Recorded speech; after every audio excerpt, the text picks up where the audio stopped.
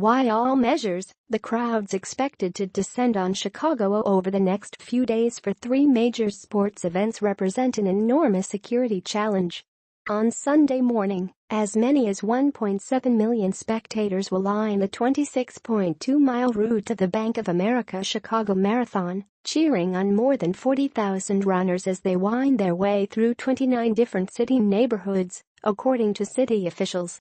The next day, 45,000 fans will watch the Cubs take on the Washington Nationals in Game 3 of the National League Division Series at Wrigley Field, while 8 miles to the south, another 60,000 plus are expected to cram into Soldier Field for the Bears' Monday Night Football matchup against the Minnesota Vikings.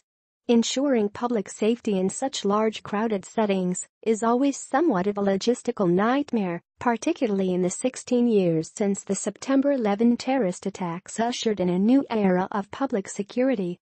But the Las Vegas massacre of nearly 60 people at a country music concert on Sunday, as well as reports Thursday that gunman Stephen Paddock had booked hotel rooms weeks earlier overlooking the Lollapalooza festival in Grant Park, adds a fresh worry. The scenario of a lone wolf gunman perched high in one of the city's lakefront skyscrapers, spraying a crowd with indiscriminate fire from high-powered, modified firearms. Arnett Hines, a Chicago-based security consultant, told the Chicago Tribune that police will undoubtedly have their hands full this weekend. He said event planners should be conferring with employees who work in high-rises that are adjacent to places like Grant Park and other open spaces, and the public needs to be on alert for any suspicious behavior and report it to authorities. What can they do to prepare those workers in various buildings, whether they're high-rise office complexes or high-rise residential complexes or hotels, said Hines, the former head of the U.S. Secret Service's Chicago field office who now runs the Hillard Hines security firm. There is some awareness and points of fact that we want to bring to them to be looking for this type of individual exhibiting unusual behavior, asking unusual questions. Robert Pape, director of the University of Chicago's Project on Security and Threats, said copycat attacks are extremely rare after a mass casualty event like the Las Vegas shooting, not only because they take weeks or months to plan, but also because the police and public are on high alert, creating what he called a tremendous cushion of security. Pape also said that the first perimeter defense at sporting events, such as bag checks and metal detectors, have proven to be very effective. Security is a matter of layering, not perfection, Pape said. It dramatically escalates the difficulty for a would-be attacker, especially in areas where many thousands of people are going to congregate in any specific point in time. It's not the first time Chicago has hosted big events in the wake of an international security scare. 4 years ago, Chicago was the first major city marathon to kick off after the Boston Marathon terrorist bombings killed 3 people and injured hundreds. 2 brothers detonated backpacks loaded with crude pressure cooker bombs near the finish line. In response, Chicago police officers now conduct random checks of marathon spectators carrying backpacks or large bags. In addition, runners are no longer allowed to leave bags or clothing items unattended within Grant Park or along the route. Access to the race start and finish lines has also been curtailed, so that only runners displaying their event-issued bib numbers, credentialed event staff and ticketed guests are allowed in.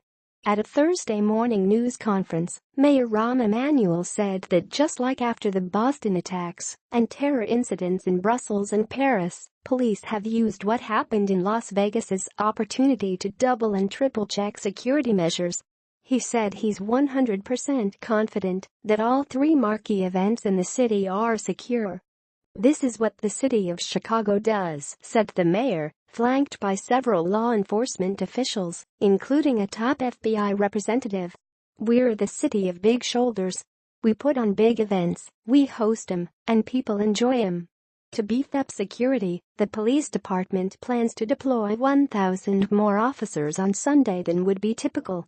Anthony Riccio, chief of the Organized Crime Bureau, said that the department would add more undercover cops as well. It's going to be an open event, as it always is, Riccio said of the marathon. That said, we learn from every event, every tragedy we learn from, and we learn from Vegas as well. So one of the things we're doing is we're putting a significantly larger number of undercover officers. They're going to be intermingled with the crowd, they're going to be around the runners, they're going to be at the finish line. As far as the threat from high rises, Alicia Tate-Nadeau, executive director of the city's Office of Emergency Management and Communications, said they look at everything from below grade to ground level to potential danger coming from the sky. She said she had just come from a meeting with security personnel from downtown buildings to discuss logistics. This is ongoing business, but we refine it, Tate-Nadeau said. And as we found out what happened in Las Vegas, we literally, right before I came here, I was meeting with those folks, talking about, if you see something, make sure that we do this. Tate-Nadeau declined to get into specific tactics, but promised that we do have a very robust plan in place. Several runners scheduled to take part in Sunday's marathon told the Tribune that the Las Vegas attack has raised their concerns about security, but not caused them to cancel plans to compete.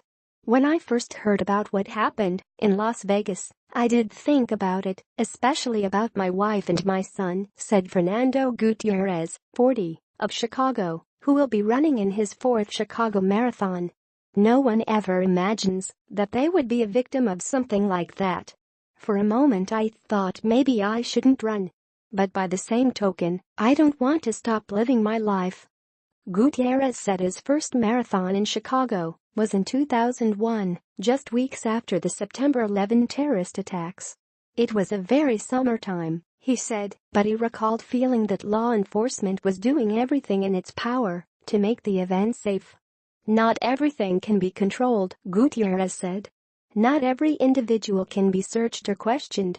But they are going to do their jobs, and I am not concerned for my safety. On Monday, the Cubs and Bears play in nationally televised contests. As was the case last year, the Cubs' impending playoff run poses an extra logistical challenge, and the city started planning for playoff baseball once it became clear the team would go that far. Rich Gittes, first deputy at OEMC, said the plans are based on what the city learned from last year's season, not the Las Vegas shooting. The security plan calls for street closures around Wrigley Field 2 hours before and an hour after the home games against the Nationals, Gittes said. The closures are considered part of the safety measures for the games, he said. The number of officers working out of the local town hall district will be increased during the games, Gittes said, though he declined to be more specific. This year the city will use salt trucks instead of barricades to secure the perimeter around the ballpark. Other safety measures that have been enforced throughout the Cubs' regular season home games will be extended through the playoffs. New this year are watch parties, scheduled for Friday and Saturday, when games 1 and 2 of the series are played on the road, on the plaza outside Wrigley Field. The city is putting together a security plan to handle the crowds who show up to watch the games beamed on a video board. We believe we have a good plan in place, Gittes said. A spokesman for the Bears declined to discuss security plans for the team's Monday night game. But security in and around Soldier Field on game days has been strict for years. Last year, in conjunction with new NFL policies, the Bears began requiring all fans entering the stadium to pass through upright metal detectors and subjected all carry-in items to search. The Bears and the league also limit the size of bags that are allowed in the stadium.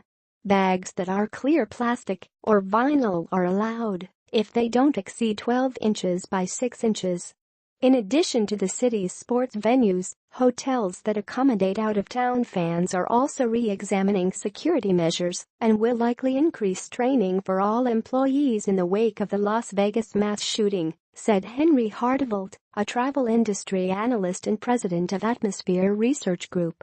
And hotels that are near parks, sports stadiums and other public gathering spaces, like the Blackstone, where Paddock booked rooms in advance of the Lollapalooza shows in August, will have to explore what further steps can be taken to prevent similar incidents, Hardevold said. These hotels have to take a look because, unfortunately, there could be people deranged enough to want to be copycats of Stephen Paddock," Hardevold said. Meanwhile, the security experts consulted by the Tribune said the city has a good record of hosting a myriad of mega events, including rock festivals, championship parades and the politically charged NATO summit in 2012, without major incident. But securing 3 major events in 2 days will undoubtedly put a strain on law enforcement. Chicago police spokesman Frank Giancamilli said some of the extra cops who will work Sunday had their days off cancelled. Overtime will help fund the effort. While the department has used tens of millions in overtime pay to cover big events in the past, earlier this week a report from the city inspector general criticized the department's overtime spending, some $575 million over the last 6 years, as poorly monitored and ripe for abuse. Superintendent Eddie Johnson said that the department's ongoing effort to hire hundreds of new officers should rein in overtime spending. U.S. Representative Mike Quigley, D. Chicago, who serves on the House Permanent Select Committee on Intelligence, said he believes local authorities are doing the best they can with the resources they have. He favors expanded funding from the federal government. "I think we all should anticipate and understand and assume that the threats are national and that they will go after our largest cities and our softest targets," he said. "Chicago is obviously a target. We have many soft targets." Chicago Tribune's Jeremy Gorner, Greg Trotter, Elvia Maligan, and John Byrne contributed.